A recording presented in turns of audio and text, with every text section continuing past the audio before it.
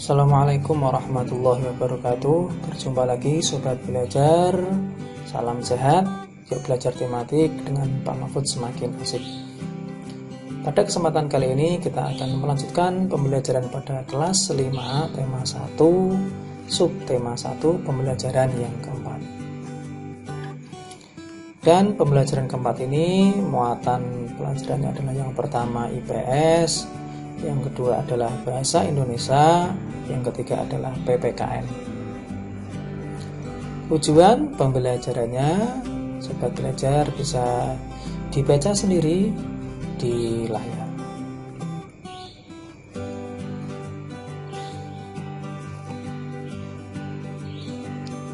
Langsung saja Sobat Belajar, kita mulai pelajaran hari ini. Tahukah Sobat Belajar ini gambar apa? Betul, ini adalah denah kandang kelinci milik Pak Rudi. Tata letak bangunan, sanitasi jalan dan pembuangan limbah kandang kelinci Pak Rudi sangat rapi. Dengan demikian, setiap pengunjung yang datang akan merasa nyaman. Sebelum pembangunan kandang kelinci, Pak Rudi telah mempersiapkan segala sesuatunya dengan membuat denah. Nah, Sobat Belajar, tahukah kamu apa itu denah? Denah merupakan gambaran tentang tata letak dalam suatu ruangan atau tempat. Gambaran yang lebih luas dibandingkan dengan denah adalah peta. Peta merupakan gambaran dengan menggunakan skala tertentu mengenai suatu daerah. Nah, sekarang ayo kita mengamati pada pembelajaran sebelumnya. Sobat Belajar telah belajar tentang peta. Sekarang tulis kondisi geografis wilayah Indonesia, khususnya kondisi geografis pulau-pulau besar di Indonesia. Nah, ini adalah Pulau Jawa. Nanti kalian bisa mengisi luasnya, batasnya, keadaan alamnya. Kalau Sobat Belajar bingung, di sini nanti Pak Guru sediakan referensinya. Pak Guru akan menyediakan referensinya. Nah, ini untuk referensi dari Pulau Jawa.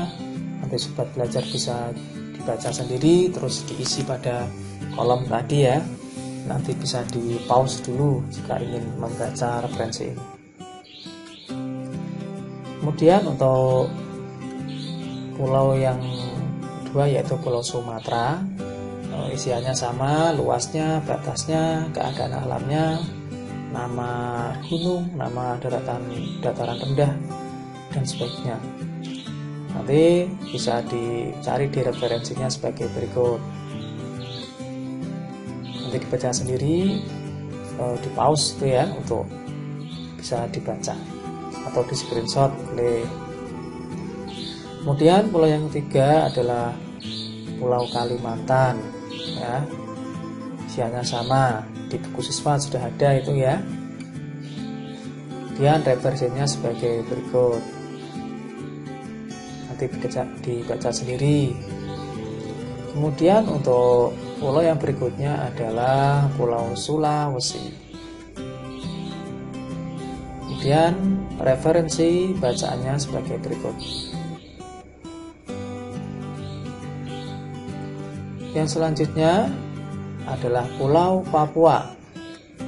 Ya, Sobat Belajar bisa mencari referensinya pada kolom berikut, pada halaman berikut.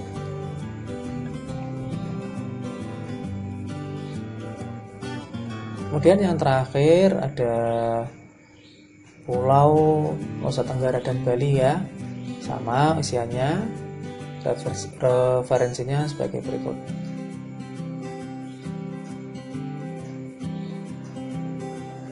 Nah, sekarang Pak Guru akan memberi penguatan Sobat Belajar. Kondisi geografis wilayah Indonesia adalah kepulauan dengan 2/3 wilayahnya berupa perairan.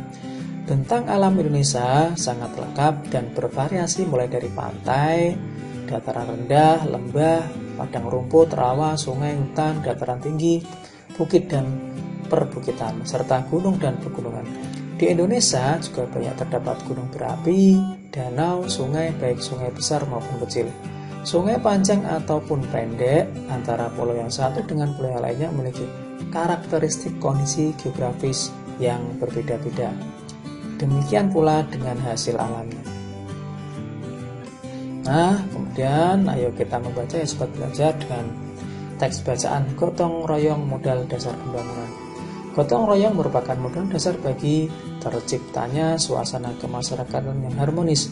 Mengapa demikian? Karena dengan gotong royong, masyarakat akan sering melakukan silaturahmi dan kerjasama, sehingga terjadilah solidaritas. Seiring dengan munculnya rasa solidaritas inilah akan muncul juga rasa empati dan simpati di antara masyarakat yang akan mempererat dan memperkuat hubungan masyarakat. Tidak ada perbedaan dalam prinsip gotong royong. Gotong royong adalah kerjasama, kerja bersama, memeras keringat secara bersama, dan perjuangan saling bantu-membantu secara bersama. Gotong royong dilakukan demi mencapai tujuan bersama, tidak mempedulikan agama, suku, ataupun golongan. Prinsip-prinsip gotong royong sangat bermanfaat bagi pelaksanaan pembangunan nasional karena semua masyarakat merasa saling memiliki, masyarakat juga merasa mempunyai tujuan yang sama, yakni terwujudnya kehidupan yang sejahtera. Dengan bergotong royong, segala program pembangunan yang dicanangkan oleh pemerintah akan dapat dilaksanakan dengan baik tanpa adanya gangguan yang disebabkan oleh ketidakharmonisan masyarakat. Kemudian ayo berlatih, buat belajar. Kemudian setelah kalian membaca bacaan tadi, ada 3 paragraf ya. Nanti kalian mencari ide pokok dari teks bacaan gotong royong modal dasar pembangunan. Contohnya untuk paragraf yang pertama itu isinya ide pokoknya gotong royong merupakan modal dasar bagi terciptanya suasana masyarakat kemasyarakatan yang harmonis. Ini ada di kalimat pertama. Nah, kemudian nanti paragraf yang kedua tugas dari sobat belajar. Kemudian tugas yang berikutnya ini sebaliknya, kalau tadi mencari ide pokok, ini ide pokok dikembangkan menjadi sebuah paragraf. Itu masih ingat ya, paragraf adalah gabungan dari beberapa kalimat ya. Ini adalah ide pokoknya seperti ini. Nanti dikembangkan, dibuat kalimat-kalimat penjelasnya seperti apa nanti disusun.